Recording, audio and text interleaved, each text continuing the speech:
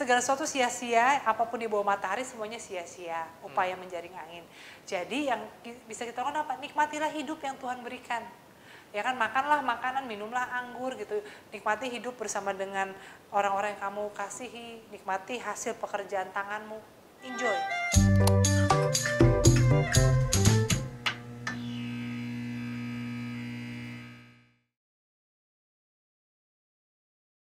Oke, kembali lagi bersama saya Andrew Dan saya lagi Ari. dan masih ada Kayla di sini. Lagi. Ini lanjutan yang tadi teman-teman. Mungkin kalau ada yang baru nonton episode ini, please nonton dulu episode yang pertama. Karena kalau nontonnya terpisah atau salah satu, ya daripada menimbulkan asumsi-asumsi liar ya. Biar lengkap lah ya. Iya. Dan mungkin kalau belum nonton part 1, berarti Anda belum masuk notifikasinya ya. Jangan lupa di subscribe, di like, di komen. Pencet tombol di bawah. Ya. Nanti kita reveal YouTube play button. Yoi. Yes, mantap. Dikasih waktu 5 detik nggak buat subscribe? Nggak ya? Nggak. Udah lah ya. Bukan gitu ya. Oke, anyway kita lanjut ya teman-teman. Jadi tadi kita udah membahas mengenai filsafat secara general, dan ada yang timur, ada yang barat, ada yang bahkan lokal, ada juga yang di luar negeri itu kayak apa. Sekarang kita akan fokus ke salah satu, apa sih bahasanya Kak? Ilmu, bukan ya? Aliran. Salah satu aliran filsafat yaitu Stoicism. Kemarin sih sempat ada, aku lihat bukunya tuh booming banget. Bukunya warna putih, ada biru-birunya, ada kuning-kuning, judulnya Filosofi Teras, dan di buku itu membahas tentang Stoicism. Jadi mungkin bisa kita mulai kali ya, Kak, Stoicism tuh apa sih? Ya, Stoicism itu kalau aku mendefinisikannya ya, adalah filsafat yang dihidupi dengan jadi gini, sebuah cara hidup untuk bahagia tanpa menginginkan kebahagiaan. Wah. Nah, jadi gimana itu? Makanya jadi orang yang mempraktekkan Stoicism itu adalah orang yang hidupnya bahagia walaupun dia tidak menginginkan kebahagiaan. Atau justru karena dia tidak menginginkan kebahagiaan, makanya hidupnya bahagia. Nggak punya ekspektasi. Dan misalnya ada tragedi, ada banjir apa, nggak jadi bete, nggak jadi apa, makanya dia orangnya bahagia. Wow. Wallace. Masih zaman nggak sih pakai Iya. Bisa dibikin kok. Ya udah nggak apa-apa, kita bisa kembalikan ya kan, retro. Betul. Jadi dia gimana tadi? Dia bahagia. Sebuah filsafat yang menjadi way of life, cara hidup, di mana orang menjadi bahagia tanpa menginginkan kebahagiaan. Renungkanlah. Kami akan kembali setelah pesan-pesan berikut ini. Nggak ada pesan. Tersaat hening. Kayak di kebaktian. Kalau gitu, dia nggak punya pengharapan dong. Apalagi misalnya kita sangkut pautin dengan Kristen ya. Kita kan berharap sama Tuhan yang yang selalu menyelamatkan, mengarahkan kita hidup lebih baik sehari-harinya. Tapi kalau misalkan dia nggak punya pegangan kayak gitu, gimana dong? Ya, nah memang Stoicism itu jadi nggak punya pengharapan dalam arti ekspektasi, bukannya hope. Ya, jadi bukannya hopeless atau no hope, tapi no expectation. Mungkin kontrasnya atau yang berseberangan banget dengan Stoicism itu adalah teologi yang mengajarkan kita harus klaim janji Tuhan, atau positive thinking, the power of positive thinking. Terus yang kayak dulu ada buku The Secret gitu ya, manifest, kita pikirkan bahwa kita ntar jadi kaya, kita jadi sukses, kita sehat, atau kalau pakai bahasa gereja kan klaim janji Tuhan, perlindungan Tuhan, berkat Tuhan dan sebagainya. Nah, Stoicism tuh di opposite side of the spectrum. Stoicism tuh lebih yang, kan ada istilahnya apa, premeditatio malorum ya. Justru dia malah merenungkan hal-hal yang buruk terjadi, lalu dia mempertanyakan dirinya. Kalau misalnya saya sakit, saya lumpuh, saya kehilangan harta saya kehilangan pekerjaan saya, apa yang akan terjadi? apa yang akan menjadi reaksi saya? Bagaimana yang saya rasakan? Lalu what is the worst case scenario that will happen? Saya masih bisa survive nggak? Kalau bisa, oke, fine. Jadi gitu loh. Jadi bukannya kan beda ya. Kalau tadi kan manifesting mikirin rumah yang mewah, apa pesawat jet. Ini sebaliknya, memikirkan semua ini hilang, kesehatan hilang, lalu menanyakan diri sendiri, gimana saya akan menghadapinya? Kalau ternyata nggak apa-apa tuh, saya masih waras, saya siap for anything.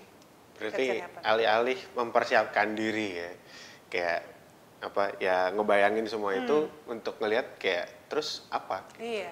Emang apa yang terjadi? Iya Gitu. kan, kadang-kadang kita kan takut karena kita nggak tahu kita akan, misalnya gini, kita takut nih, kalau misalnya kita takut diputusin pacar karena kita merasa kalau kita kehilangan pacar kita, aduh nanti siapa yang nemenin gue makan sate gitu ya, siapa yang jemput gue dan sebagainya, abangnya asal bayar.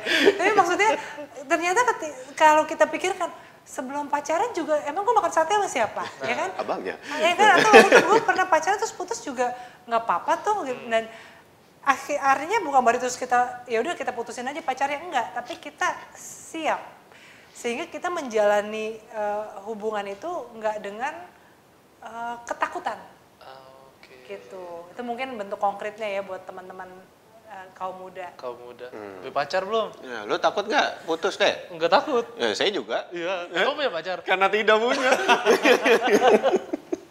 Aduh, Ari. Ya, tapi apa? Jadi nilai stoicism yang utama itu apa, Kak? Nah, nilai dia itu istilahnya, aduh aku lupa istilahnya, tapi jadi mungkin gini, untroubled, tidak terganggu. Hujan, banjir, oh banjir, ya udah, yuk kita ngungsi. Udah ditinggi-tinggiin belum kulkas, mesin cuci gitu kan, gitu. Jadi kan ada yang, lu kenapa banjir sih, bete deh gitu kan, aduh kenapa terjadi lagi, siapa sih gubernurnya, Tuhan mengapa engkau biarkan aku kebanjiran gitu kan. Nah, lalu gereja ngapain nih, gereja nggak buka posko segala macam, lalu jadi bete, menyalahkan sana sini gitu. Stoicism tuh prinsipnya tuh untroubled, ya udah itu terjadi ya udah gitu. Makanya premeditatio malorum itu tadi udah tahu kan, banjir itu suatu realita yang mungkin terjadi. Kalau banjir terjadi, apa yang harus dilakukan? Oh siapin ini itu dan sebagainya, gitu. Berarti jangan. Oh, iya. Jangan saya yang motong.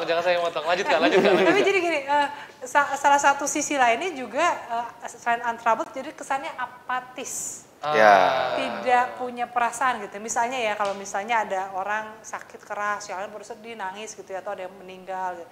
Dia seorang stoik mungkin datang, kayak ya udah ya kan semua orang akan meninggal. Semua orang bisa sakit. Itu kemarin Pak Haji kampung sebelah sakit nggak ada yang nangis, karena kalian nggak kenal kan. Kenapa sekarang ketika opa kalian sakit kalian nangis? Orang kan kok lu nggak punya empati banget sih gitu ya, nggak punya perasaan. Ya itu mungkin stoik yang kurang berhikmat ya, ekstrim. Tapi mungkin dalam hatinya begitu, walaupun mungkin dia, oh aduh sedih ya, tapi mungkin dalam hatinya dia ya, everyone can get sick. Gitu. Ya, berarti memang perlu apa ya, kayak dibagi gitu kali ya. Apa hal yang memang bisa terjadi, dan jadinya kita nggak perlu mengekspektasikan apa ya, sesuatu yang nggak bisa kita kendalikan gitu, kayak kesehatan.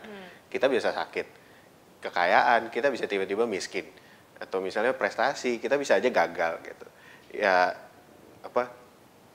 Jangan menaruh pengharapanmu di sana gitu ya. Ya, itu mungkin sisi yang positif yang kita bisa pakai, tanda kutip, gunakan stoicism untuk sebuah media refleksi untuk memperkaya iman Kristen kita. Karena kadang-kadang kita sebagai orang Kristen kan cengeng ya. Apa-apa tuh kita nanya, Tuhan kenapa begini, kenapa saya sakit gitu kan, kenapa rumah saya terus yang kebanjiran, kok rumahnya tetangga saya enggak gitu ya, karena dia udah ditinggi 5 meter gitu. Tapi maksudnya kita kadang-kadang menjadi orang yang beriman dengan cengeng, kekanak-kanakan. Nah, stoicism ini bisa mengajak kita, membantu untuk ya itu terjadi, di Alkitab kan juga dikatakan nasib malang dan nasib mujur itu semuanya bersumber dari Tuhan. Dalam arti tidak ada yang di luar kendali Tuhan tentang kemalangan dan kemujuran. Tapi ketika kita beruntung, kita kan nggak mengatakan Tuhan kenapa saya sih yang diberkati, ya kan? Enggak. Betul. Ketika malang kita bertanya gitu, jadi kan cengeng dan egois kan. Nah, stoicism itu sebenarnya mengajak kita untuk menjadi fair, adil dan berjarak memandang realita kehidupan. Contohnya, misalnya, kalau misalnya opanya atau papanya teman kamu sakit keras, teman kenalan lah gitu ya, let's say cancer stadium akhir. Kalian mungkin dengar itu, aduh kasihan ya, kita bisa bantu apa. Iya. Tapi kalau itu terjadi pada orang tua kalian, beda kan. Kalian akan merasa, aduh sedih sekali, panik, apa yang akan terjadi, gimana, dan seterusnya. Tapi gini, stoicism tuh mau mengatakan bahwa itu terjadi setiap, maksudnya kecopetan, kecelakaan, kematian terjadi setiap hari, setiap jam di seluruh dunia. Betul. Dan kita nggak setiap hari, setiap jam bersedih dan panik. Kita hanya sedih dan panik kalau itu terjadi berpengaruh pada kita. Stoicism tuh mengajak kita untuk fair. Ini tuh just one case among thousands. Nah ini memang jadi kesannya kayaknya nggak punya hati ya. Iya, benar. Ya kan, bapak lu sakit lu ngomongnya begitu. Ya tentu ya jangan diomong kayak gitu. Tapi ini mau mengajak kita untuk nggak cengeng. Ya, Kayak tujuan gitu sih. utamanya itu memang buat cara pikir kita dan bukan perilakunya. Betul, exactly. Jadi untuk worldview kita, Benar. sudut pandang kita, tapi kita harus bijak dalam Berperilakunya. mengekspresikannya, Ya, gitu kan. gitu. Gitu, betul. Kenapa bisa worldview? Tonton part 1 ya, Nah. jangan lupa. Berat juga, berarti ini tuh kita nggak boleh ya, maksudnya bukan nggak bolehnya tuh kita paham mengenai stoicism ini, tapi perilaku kita nggak boleh 100% stoicism, gitu kan? Sebagai orang Kristen memang stoicism bisa membantu, tapi memang nggak bisa sepenuhnya kita adopsi mentah-mentah. Kenapa? Karena stoicism itu pada dasarnya mengajak orang untuk bertanggung jawab pada hidupnya sendiri, tapi juga ya ini bisa ekstrimnya ya kita nggak usah berdoa, nggak usah bertanya pada Tuhan tentang pemaknaan yang terjadi pada peristiwa-peristiwa yang terjadi dalam hidup kita. Ya udah, memang begitu gitu, jalanin aja gitu. Nah sementara kan dalam perjalanan iman kita kan kita memahaminya Kristen kan Roh Kudus bersama dengan kita. Betul. Dan ada hal-hal yang Tuhan bekerja melalui segala sesuatu sehingga ketika itu kemujuran ataupun kemalangan kita mempertanyakan untuk belajar, ya, untuk Oke, Tuhan Engkau berkati aku dengan begitu banyak. Tuhan mau aku apa? Nah, kalau stoicism tuh mungkin ya I happen to have these talents. I happen to have good family. Tapi ada jutaan orang yang juga seperti saya gitu kan. Nah, jadi mungkin di situ ya dan dalam kekristenan itu kan pengharapan ada sebuah tema yang sangat kuat. Betul. Bukan ekspektasi, tapi pengharapan, hope. Nah, stoicism ini bisa jadi mematikan meniadakan ruang untuk pengharapan, ya, untuk pengharapan yang di luar kewajaran, ya kayak misalnya ketika kita berharap bahwa orang yang sakit itu bisa sembuh, diberi kesempatan untuk bisa sembuh, kita bisa orang yang kita kasih kita doakan seperti itu. Nah, stoicism tuh mungkin kan ya udahlah lihat aja umurnya udah segini, penyakitnya segini banyak, ya udahlah bersiap-siap aja. Nah, sementara manusia itu kadang-kadang perlu hidup dalam pengharapan, tapi pengharapan yang benar. Nah, mungkin di situ yang memang antara kekristenan dan stoicism tuh akan nggak bisa sepenuhnya berkelindan dan harus diwaspadai juga gitu. Iya, gimana Ri? Agak ini ya, delicate, jadi kayak perlu perlu hati-hati gitu, ekspektasinya dan pengharapannya diseimbangkan lah, ya kayak stoicism dan kekristenannya gitu, tetap berpengharapan, tapi Manage sesuai your expectation. Iya. Realistis kali ya. Atau begini, menjadi bertanggung jawab untuk ekspektasi. Misalnya kita berekspektasi kita mau kaya, tapi kita malas kerja. Ya kan nggak adil dong gitu kan, maksudnya Terus yang nangis-nangis Tuhan kenapa Nah, saya ya kayak kan? kayak Tuhannya juga nih. makanya kan ada ilustrasi tuh kan yang ada orang homeless gitu tunawisma yang berdoa, Tuhan tolong Tuhan izinkan saya menang lotre Tuhan, masa saya hidupnya jadi gelandangan terus gitu, terus tapi nggak pernah menang lotre, terus dia kan protes terus nah at least beli dong lotrenya gitu. Kalau dia nggak pernah beli lotre tapi berharap menang lotre gitu kan, Tuhan juga bingung gimana mau menolongnya gitu kan. yes, yes. Ya itu joke sih. Gitu. Aku mau nanya deh Kak, apakah stoicism itu lebih ke egosentris, sedangkan di kekristenan kita diajar untuk mengasihi orang lain, memikirkan juga orang lain, itu gimana Kak? Mungkin stoicism sih tidak bicara soal egosentris ya, tapi lebih memang dia menjaga dirinya. Ya kan sebetulnya sebagian besar hal yang kita lakukan sebagai manusia adalah proteksi ego kita. Kita pergi, kita berpakaian yang sopan, yang rapi, bahkan mungkin yang paling cakep gitu ya. Itu kan proteksi ego supaya kita nggak direndahkan atau dibilang, ih kok jelek dan sebagainya gitu ya. Makanya disclaimer rambut ini bukannya tidak disisir gitu. Itu kan sebagai bagian dari proteksi ego kita. Nah jadi apapun yang kita lakukan, apakah kita marah, apakah kita berbaik-baik dengan orang adalah untuk melindungi ego kita. Nah, stoicism kan juga wujud proteksi ego. Supaya aku nggak kecewa, supaya aku nggak rapuh, aku melatih pikiranku, memanage ekspektasi aku. Nah, kekristenan memang sebaliknya juga satu sisi ada unsur itu, tapi juga ada unsur keterbukaan, kerapuhan, ya. Bahwa di hadapan Tuhan tidak ada yang bisa kita sembunyikan, kita nggak bisa memproteksi diri kita dengan pakaian, dengan pencapaian, dengan perilaku sopan santun, atau perilaku yang keras dan agresif. Di hadapan Tuhan tidak ada yang tersembunyi, dan justru pemulihan itu dalam keterbukaan kerapuhan itu. Nah, jadi memang mungkin bukan soal egosentris dan yang ini lebih peduli, tapi yang aku mungkin menggambarkannya yang ini tuh lebih Spartan ya, lebih dingin dan penuh perjuangan sendirian. Yang ini tuh memang lebih rapuh, tapi ada kehangatan di mana kita tuh ada tangan yang merengkuh kita dan memulihkan kita. Ya kan ketakutan kita, kekhawatiran kita itu diubahkan sehingga bedanya kita bukan yang nggak berdoa dalam pengharapan, tapi kita tidak berdoa dalam kekhawatiran. Jadi misalnya ya contoh kan tadi kalau stoik ada orang tuanya sakit, ya udah dia lihat secara medis, oke lah 3 bulan lagi, setahun lagi, ini opsi yang bisa dilakukan. Nah, orang Kristen kita kan berdoakan Tuhan tolong gini. Tapi kita nggak berdoa dalam kekhawatiran, sehingga apapun yang terjadi kita percaya itu yang terbaik. Bedanya delicate ya, maksudnya. Sama-sama seperti manage ekspektasi, tapi mirip, di sini tapi beda, gitu. ada unsur pengharapan dan ada unsur bukannya lagi melindungi diri supaya nggak kecewa, ini terbuka.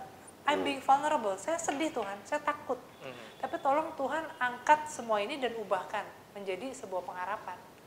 Gitu. Kayak doa Tuhan Yesus kali ya di Taman Getsemani kayak Ya, exactly. ya kalau bisa angkat Kalau cawannya. bisa cawan ini lalu daripada aku gitu kan. Dan tapi ya dan terjadi Tuhan sesuai Yesus, kehendakmu aja ya, gitu. Exactly. Dan dia kan juga bilang kan, kemurid-murid yang hatiku sangat sedih seperti mau mati rasanya. Ada vulnerability. Jadi nggak kan kalau stoik kan aku tidak sedih. Karena semua orang akan mati. Gitu. Aku sudah siap untuk ini. Ini kan apa? Amor fati kan, mencintai nasib, takdir, amor fati itu. Ya kalau memang udah waktunya mati, ya matilah gitu kan. Gitu. Nah dalam doa Getsemani itu kan ada kerapuhan yang diberi ruang. Gimana? Kristen gak gua? Ternyata Harusnya ya. Ternyata ini cukup menginternalisasi kisah-kisah Injil. Ayan. Ya, tapi mungkin karena kayak gitu, karena stoicism tuh memang buat stoicism tuh kayak yang bisa dikendalin memang cuma diri sendiri nggak sih? Iya. Makanya jadinya ekspektasi kita ya kayak lebih kesannya kayak egosentris, tapi padahal memang karena cuman itu yang bisa kita atur di dalam hidup ini. Ya. Ya itu memang, dan itu sebuah realita juga kan, kita nggak bisa ngatur cuaca, kita nggak bisa ngatur teman kita bahkan nggak bisa ngatur kalau kita masak bakal enak apa enggak gitu kan. bisa gagal gitu kan, tapi kita bisa mengatur respon dan ekspektasi kita gitu. Ya makanya jadi nggak jelek sih stoicism itu. Iya. Asal bisa mengendalikannya ya, Iya. jangan blek-blek nerima. Betul. Harus punya pikiran juga, nggak 100% ini bisa dipraktekkan gitu Iya, kali jadi ya. makanya aku bilang lebih kayak menjadi cermin yang membantu kita untuk merapikan diri kita, tapi kan nggak usah kita bawa-bawa cermin itu Iya. kemana-mana gitu. Iya. Mantap. Kalau misalkan di Alkitab tuh ada nggak sih nilai-nilai stoicism sebenarnya gitu? Mungkin kita nggak pernah tahu, nggak ngeh gitu. Mungkin sebetulnya ada, tapi nggak persis sama ya. Aku teringat 2 contoh. Yang pertama kitab Pengkhotbah yang mengatakan segala sesuatu sia-sia, so what? Just enjoy lah gitu kan. Segala sesuatu sia-sia, apapun di bawah matahari semuanya sia-sia, upaya menjaring angin. Jadi yang bisa kita lakukan apa? Nikmatilah hidup yang Tuhan berikan. Ya kan, makanlah makanan, minumlah anggur gitu. Nikmati hidup bersama dengan orang-orang yang kamu kasihi, nikmati hasil pekerjaan tanganmu, enjoy. Karena ya semuanya sia-sia. Ada sedikit unsur stoiknya di situ ya. Lalu juga mungkin sisi yang lain aku teringat dengan Paulus ketika dia di penjara, dikhianati oleh rekan-rekan sepelayanan yang gak suka sama dia. Dan dia juga lihat bahwa ini kayaknya dia nggak akan keluar dari penjara hidup-hidup.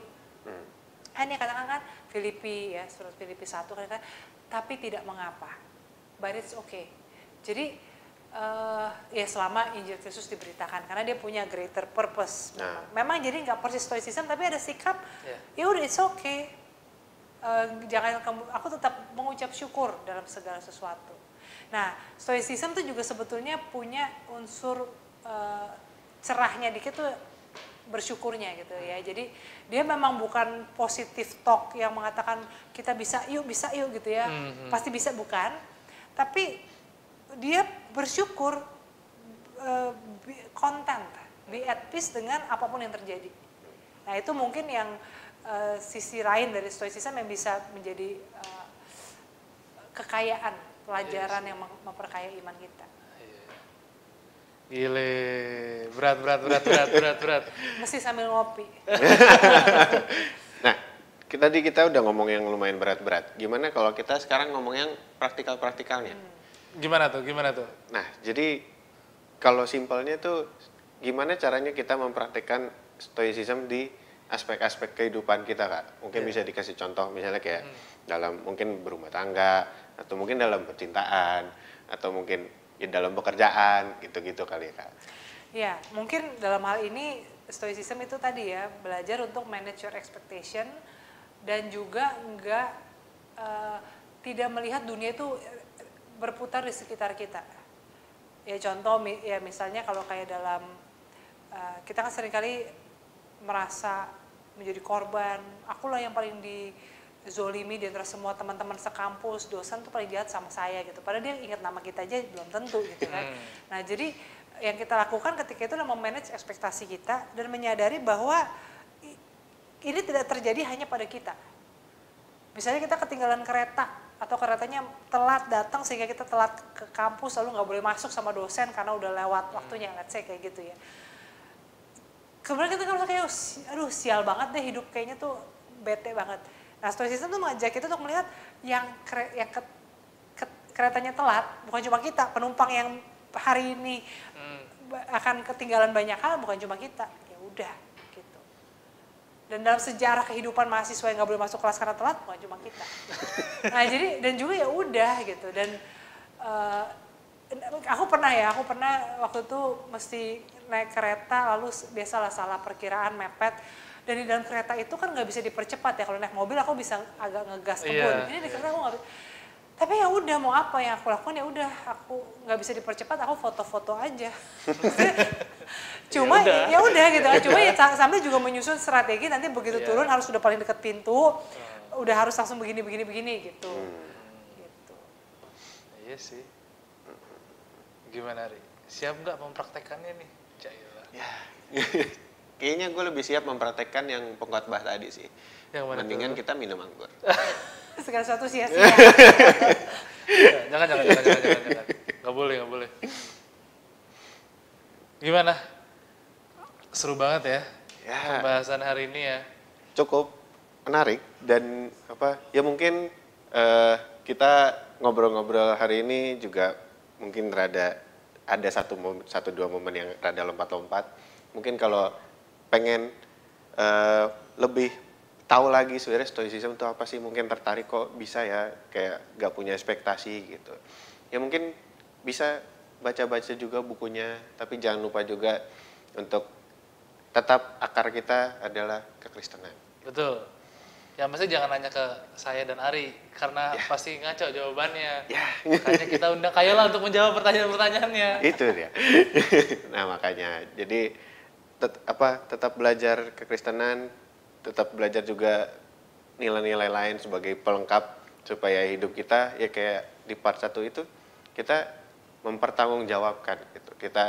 Cara hidup kita tuh kita bisa pertanggungjawabkan baik ke orang lain ya ke Tuhan juga gitu.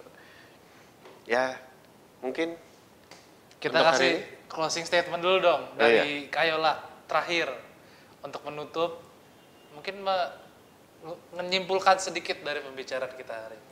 Iya, mungkin dari part 1 and part 2 juga ya. Iya. Ya memang jadi teman-teman yang namanya filsafat itu bukan sesuatu yang menakutkan. Dan bahkan kalau kita bicara soal world view, kita perlu sebagai anak-anak Tuhan ya, sebagai orang Kristen, kita tuh perlu buka wawasan. Jangan taunya tuh cuma world view yang segitu aja yang diajarkan kepada kita. Ini adalah momennya di mana kita mengeksplor, tapi jangan sampai kita kehilangan apa yang menjadi akar kita, ya, yaitu kekristenan. Nah, biarlah, karena kan sama seperti kita pergi-pergi kemanapun, kita pasti pengen punya rumah dong untuk bisa pulang. Nah, dan yang namanya rumah itu, menjadi rumah itu ya kalau dia lebih banyak ditinggali daripada disinggahi, ya kan? Ya kan pasti orang tua kalian juga protes kalau kalian lebih sering di luar daripada di rumah. ya sering. Sering diprotes gitu ya. Tapi ini emang hotel gitu, ini halte gitu. Nah jadi sama juga dalam aku nggak bisa mencegah teman-teman untuk jangan baca ini, jangan baca itu, enggak.